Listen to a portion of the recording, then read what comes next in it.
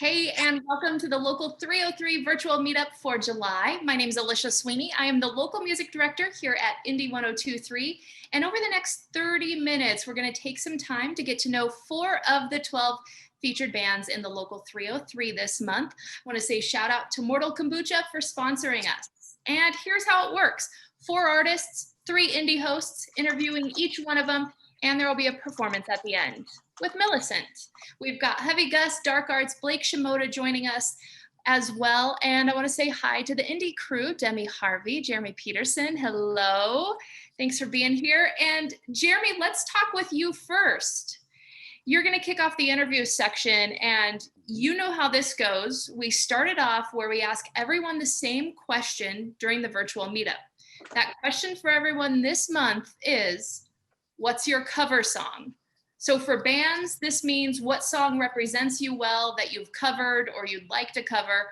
And for us non-band folks like me, if I was in a band, what song would I cover? So Jeremy, you're first. I'm first? Yes. Okay. Well, so I've been lucky enough to be in bands that have done covers. So I sort of lived out that fantasy a little bit, you know? But so I took it to mean a band that I could be in, that the cover we would do. And it's so hard to choose. As people might know, I have a soft spot for covers. Every morning at 7:40, cover with your coffee. We do it daily. But I think I would go with something classic from the Magnetic Fields catalog. Maybe I Don't Want to Get Over You from 69 Love Songs. I don't know. Maybe I need to find an Emmylou to my Graham. Maybe that's what I'm looking for. But that's sort of what I'm feeling. What about you? What's your cover song? All right, I have 2. I think I would do Yeah Yeah Yeah's Maps or Defacer by Pixies. I spent so many teenage hours singing along to the Pixies Doolittle record, so I feel like that would show off my wild side on stage. And then Maps, because Maps is the best, and I feel like Karen O and I are, kindred spirits or something. So maybe next best thing, karaoke in the future. We'll pencil that in the calendar. I'm excited to be joined by Heavy Gus. That's what we're going to start off with. We've got all 3 of them. It's Dorota Schutte, Stealth Olvang, Ryan Dabrowski joining us. And hey, all of you, how are you? Hi there. Hi. So we've got exactly one song. Your reputation kind of precedes you, Stealth. You've been part of the Lumineers, among other Denver bands over the years. Ryan, part of Blind Pilot. Dorota's sort of, she's the new one here, at least to many of us, but we hear her on this lead single, and it's a nice introduction for you. So we've been playing this one song. I know you have a record on the way called Notions. Talk about, I guess, the formation of the band. I mean, it's like the golden era of collaborations with the pandemic. Is that how you guys were born? Yeah, pretty much. We all tag along on the Lumineers tour. Stealth is in the band, and Ryan's partner is in the band. And one day we were on tour before the pandemic happened, and we had some time before they played a show. And we were like, let's just go to the studio. We were in Nashville. Let's go into a friend's studio and record some songs just for fun. So we recorded 2 songs, and then the pandemic happened, everything shut down, and we were like, may as well record a whole album now. So everyone was freed up, had a lot of time that they wouldn't have otherwise had. And we went back to Nashville and made a record. Take it from here, Stealth, because Darota's breastfeeding currently. Well, very promo. More important thing. Yes. So this hence her side screen angle. So then we went back to Nashville in the middle of the heat wave in the summer. Our van was out of AC, and we just had a spray bottle that we spritzed on ourselves that we used the entire way through Kansas and Arkansas and into Tennessee. But yeah, down there is kind of when more of the feeling of a band came into fruition, and we were recording the songs live. And this song, Do We Have to Talk, that y'all are playing, thank you, I only took a few takes to get in the studio, and I think added some keys here and there, but otherwise it's pretty true to just our sweaty feeling of the Tennessee moment, I think. So I'm so glad to hear that the trip out there was like that. I'm sorry you had to go through it, but when I heard it was a road trip from California to Nashville, I sort of just had this picture in my mind. It had to be documentary worthy. maybe sing-alongs happened while you were sweating it out. I don't know. What did anything like that go on? Oh yeah, for sure. We were trying to swim every few, like somebody constantly on Google Maps looking for a lake or a swim spot that we could jump in and cool off. And so it was like a couple swims a day during a trek. Found some beautiful places that you never otherwise see on tour, rushing to get to say a show, but we left a little time and were able to swim a bunch. I do feel in a lot of ways the album has this vibe of departing the California desert and landing ourselves in Nashville. And I think you can hear both sides of it, as well as probably the drips of lake water and sweat coming up. So Notions is the album. Does it have a release date? It says soon. That's what we've been hearing. That's all Soon. we know, right? We also know. I don't know why we got so set on trying to find a label, but we're on the hunt. So maybe soon we'll hopefully have some information. Well, word is it's groovy. As well as you all do. Word is it's groovy. That's all we know about it. Real quickly, cover songs from the three of you. Ryan, what do you got? I think if we were to cover something as a band, it would probably be pretty different than if I was to cover something by myself. But as a band, I would like, I don't know, I've been kind of in an REM kick lately, and so I would kind of, which I don't necessarily think represents our sound that well, but for some reason I want to hear Dorota sing some Michael Stipe lyrics. We can pull it off. Dorota has been covering Rocksteady tunes, and so she's been singing Our Baby to Sleep with some reggae and what's the song? Derek Harriott. It goes, I was born a loser. That's been our lullaby. It's kind of a rude tune for Baby, but he doesn't know yet. Yeah. Yeah, I'm gonna stick to that too. And you have a kid and you just suddenly get back into ska, so I don't know. They love the bells. Well, Dorota, Stealth, Ryan, thank you all for being here, and we'll look forward to Notions, that debut record from Heavy Thank you Dust. for having us. Appreciate it. Thanks so much. Thanks, guys. I'm going to be thinking about that line, you have a kid, and then all you listen to is ska when you get back. That's your new So secret true. quote. New secret quote. Well, that was cool. Also, I want to give Ryan a shout out from Heavy Gus. I love your artwork. You're an amazing painter. Thanks so much. Yeah, you're an excellent painter. All right, we are moving on. We've got Blake. Blake, how are you, bud?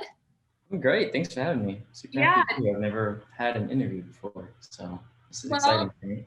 Very cool. Let's start off. What's your cover song? I'm a big Daniel Caesar fan, so I probably do like probably anything. I really like Japanese Denim just because it's just a good range for me. But yeah, pretty much anything he does. It's like my go-to when I sit down at a piano. Very cool. Well, you've been releasing music since 2019 as a producer, but also now as an artist. What do you think was that one moment that finally pushed you to start creating? I don't know. I kept, making my own songs just for fun. It was mostly just as practice, just to, get some variety in my production. I do some work with Reslo, so he's got his sort of own style. So I was just experimenting, and I played one of my songs for somebody who was working at Spotify. I'm not gonna disclose who they were, but we were playing some songs for them, me and Greg were, and I played one of mine, and he came over and he's like, "Who is this? This is really good." And I was like, "My music is good? You talking to me right now?" And ever since then, I was like, you know what? I actually have something here, that I should maybe pursue a little bit more. So that was in like early 2020, late 2019. So I kind of just started exploring a little bit more, find my own style, and then, here I am. Well, that must feel really nice. And last year, 303 Magazine gave you the honor of Best Pop Music in the city. Yeah. What's your song putting together a song process? Do you do the beats first? Or where's the inspiration come from? I mean, I try to vary it. So something I do a lot of lately is I'll just write just on a piece of paper, like a poem or like a little story, or I'll just kind of free write like a rant essentially. And then I kind of take those ideas and try to put a melody to them. Or I usually have, I make beats all the time for myself, for other people. So I kind of, make those two things separately and then see which ones fit together well. Very nice. And how do you know Reslo, and what made you, did you meet him through music and that's why you just decided to start collaborating? And I say that because of course we've had him in the past as a local 303 artist and love his music. Yeah, we met at school. We both went to CU Denver. So a friend of mine, a good friend of mine, met him and he was like, you know what? I think these guys can make something really special together. And yeah, we randomly met later that night. He gave me his phone number and we were texting. Then I just went to a jazz club later that night and was walking to the bathroom and he came out of the bathroom and I was like, this is the guy, isn't it? It was like this weird coincidence and we just met and clicked super well. And, the rest is history. That's a great story. And I got to say, I'm excited for you, your debut album, Waiting for Tomorrow. It comes out in September. We're getting ready to end our conversation. Maybe just tell me one anecdote about it before we move on. I'm really excited for people to hear it. I think it's the kind of album that you would want to listen to all the way through in order. It's not really the sort of thing you would want to put on shuffle because I put a lot of work and a lot of thought into the narrative and the flow of everything. So I think it's a really special experience front to back and not just something you can pick a song or two from, but it's like a whole project. It's not just a collection of a few singles. Well, I can't wait to listen to it, and it's been so nice chatting with you. Thanks for joining us for the meetup. Yeah. I also want to take a moment to say thanks to our sponsor, Mortal Kombucha. They say so many crazy flavors to try, and it's true. They even have a Simpsons-inspired flavor. All right, stick around. A performance from Millicent is less than 15 minutes away, and now reppin' Dark Arts, we've got their bassist, Seth, with us. Hey, Seth. Hello. How are you? I'm great. I'm actually at the Armory up outside of Rhino, and I was just looking at the space and thinking about a new project going on here, and I had to take the call right now. So it's a kind of a blessed place to do the interview. Very cool. I'm into it. And you recorded your new album at Black and Bloom here in Denver, right? We did a lot of the writing at Black and Bloom. We actually recorded it with a local engineer by the name of Josh Fairman, who's in Sun Squabby and works somewhat with Scanhope Sound as well. But most of the writing was done at Black and Bloom, yeah. Very cool. You guys, when I asked y'all about like, how's the pandemic going for you? You said that the band became stronger because of the pandemic. Tell me a little bit more about that. Sure, thank you. Yeah. Well, like with all of us during the pandemic, we were kind of taken out of our normal lives and had to reflect on what truly matters and, stick with our communities and work kind of on the inside stuff. And I think that we all really recognize how much we love music and community and the ability for music to thread community. So, we were doing a lot of like masked up, socially distant rehearsals, but it was just like, it was kind of like the medicine we needed just to stay in a creative space when we were spending so much time in isolation. Yeah. So tell me an anecdote about recording at Black and Bloom, or writing at Black and Bloom. You've got you're all masked up. Like, I just imagine like you guys, since you're all like close friends, like maybe just getting giddy and slap happy or something, because it's like probably so hot. Or I haven't recorded music during the pandemic, so I don't know. Well, we come from different types of backgrounds. Liat, our lead singer, is very folk driven and just gorgeous voice and songwriting. And this was her first serious band working with other members in a group capacity. And so we've really enjoyed this, like the improvisational, and we always record a jam first thing every rehearsal, just to kind of loosen up the strings. And a lot of our writing comes from that process. So kind of getting like this like cathartic release of music right at the beginning of the rehearsal would really inspire some new ideas. And then also just having no schedule, no gigs coming up, nothing really happening. It kind of gave us the freedom to take some liberties in the writing process. And that really helped with the flow and the energy that went into our new EP, Story of Sirens. Yeah, awesome. You guys have played one show or a couple shows now at this point, right? Sure. Since we did a few backyard kind of socially distant things during COVID, and then now that things have lifted up a bit, we're playing a lot of more shows, or as many as we can right now. People are kind of in flow at the moment, but we have a big fall scheduled. Well, best of luck to you guys, and super cool to be able to chat for a little bit with you. Sure. We're going to continue on. I'll let Demi Harvey take it away. I will say this. Millicent is going to be performing, and Demi and Millicent are old besties. I love it. And you're both from Colorado Springs. Take it away, Demi. Can you hear me all right? Cool. I've had to like move my phone like 1,000 different times. Before you muted yourself. I forgot to ask Dark Arts. I forgot to ask Seth what his cover song is. Well, I can only speak for the band right now. We all have different stuff, but in our shows right now, we love doing this kind of medley out of one of our more powerful songs into "I Want You, She's So Heavy" by the Beatles. That kind of like weirdly morphs into a national anthem by Radiohead, and so that's kind of what we like to do at our shows during our set. Oh my God, that's amazing. I'm so sorry. I forgot also that was the way up. All right. Well, but Demi, before you talk to Millicent, what's your cover song, girl? I don't know. I'm not a musician. So I guess what I would say is I love all the music from Missy Elliott. So I guess I'd pick Get Your Freak On, which is really just a karaoke song. But maybe I would do it like stripped down acoustic version of it. Oh my God. Okay. Someone's going to want to produce you. Blake is going to produce you doing that. For sure. Yes, absolutely. Cool. All right. I'll let you guys chat. Hi. Hi. This is surreal. Yeah.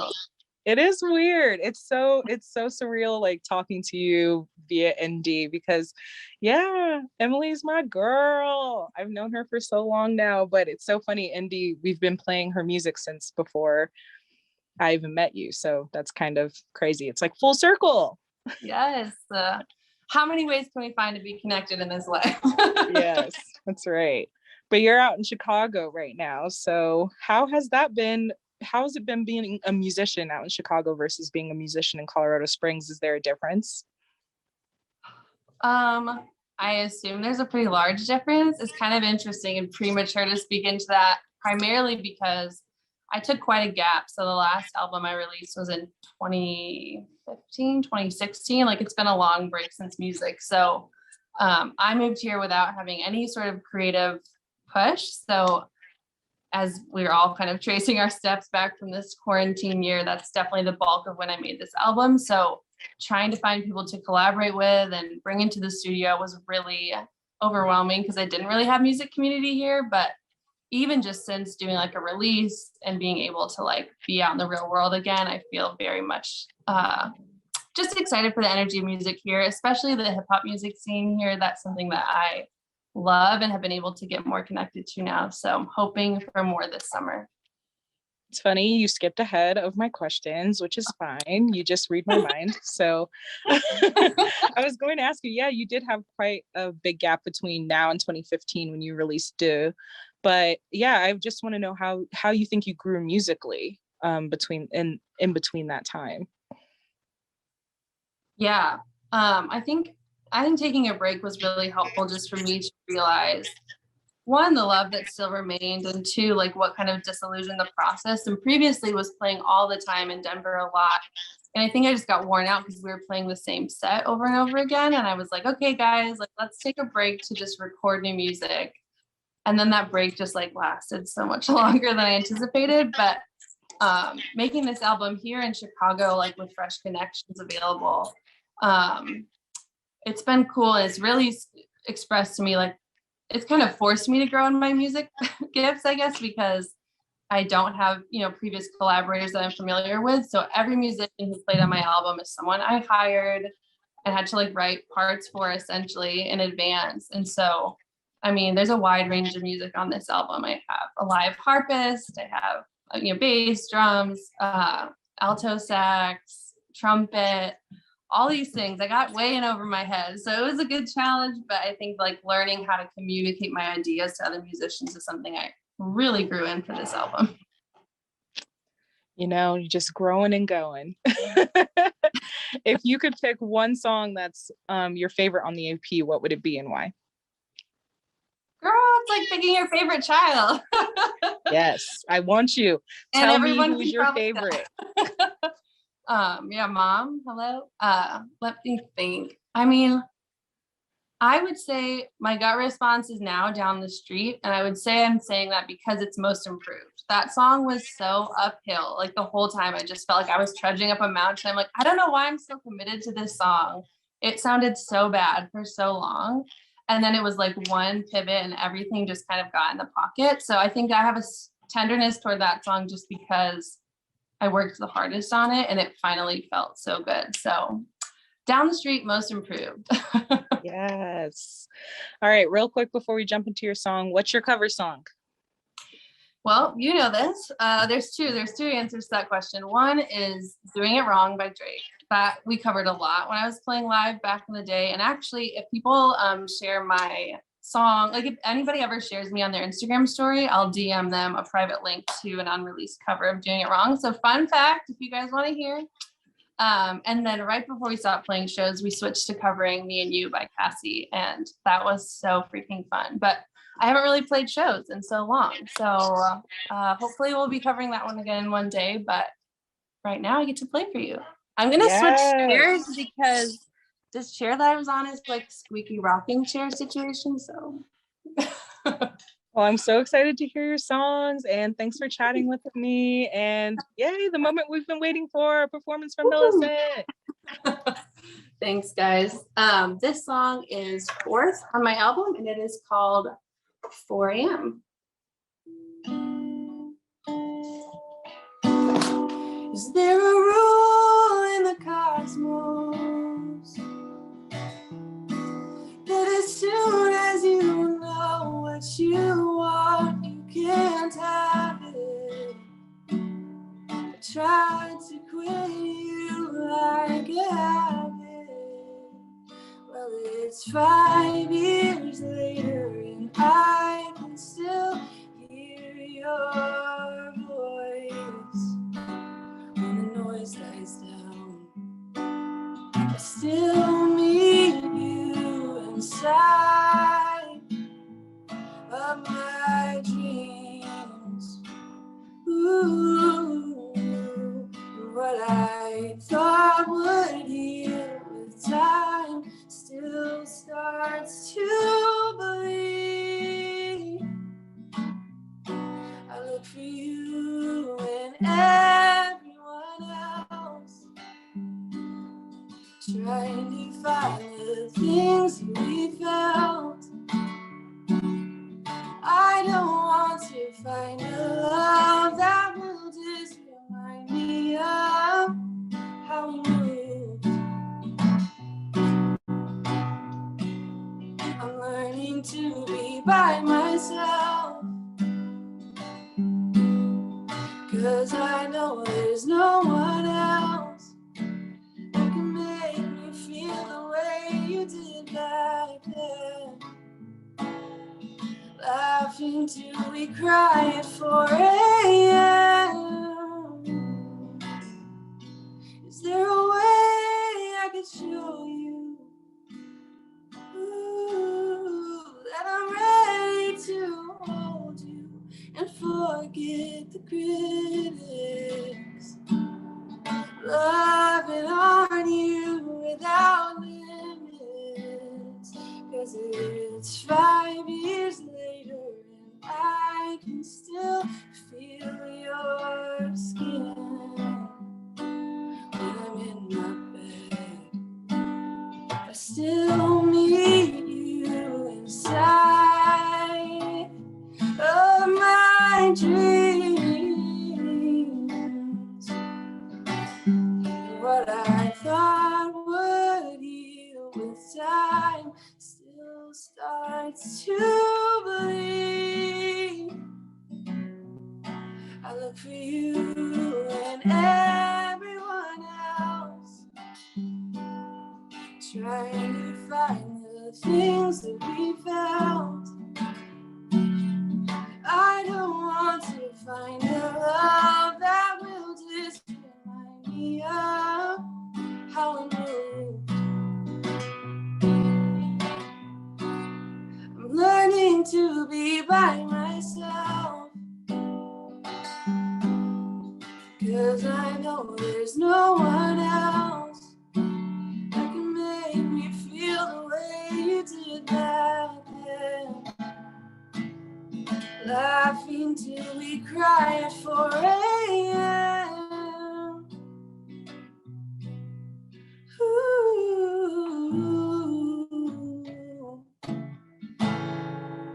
Ooh.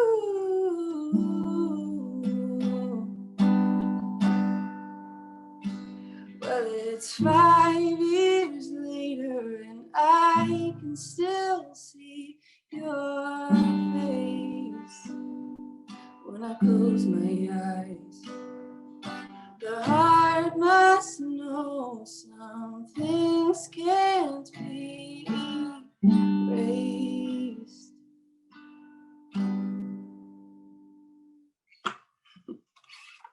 Thank you. I see a note for one more song. Do you guys want me to play? Well, should I play the single? Do you guys want to hear Worse? Yeah. I'm gonna pivot. Let's play Worse, all right?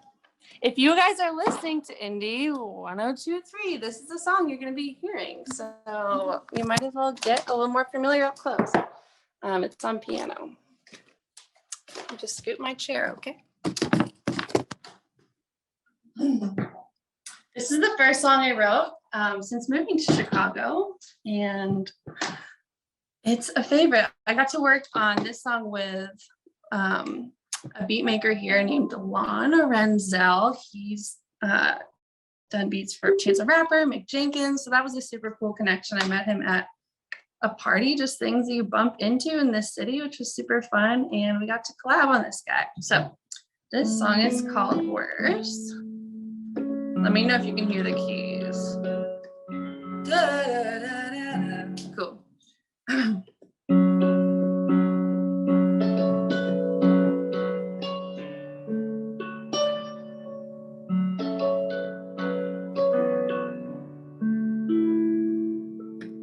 I try to pass the time without you, but you're still on my mind.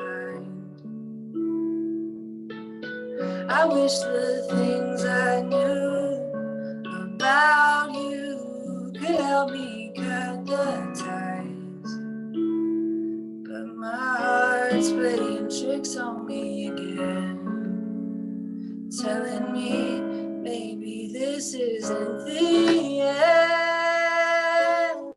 I've always loved you, but I never let it show. I knew the day we met, we had nowhere to go. There is no space for us inside this universe. You'll never know I care. That's what makes it worse.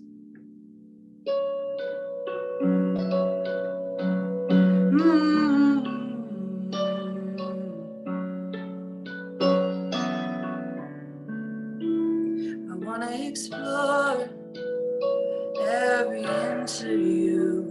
I wanna drink so much I drown from every ounce of you. But what if I finally speak my piece just to hear you disagree? And this hope I've held comes crashing at my feet. It's the only part of you that I still have, dreaming that one day we'll have a chance. I've always loved you, but I never let it show. I knew the day we met, we had nowhere to go. There is no space for us inside this universe. You'll never know I care. That's what makes it worse.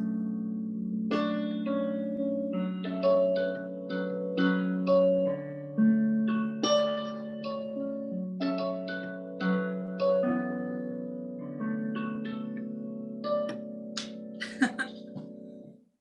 Thank you guys so much for having me. What a treat.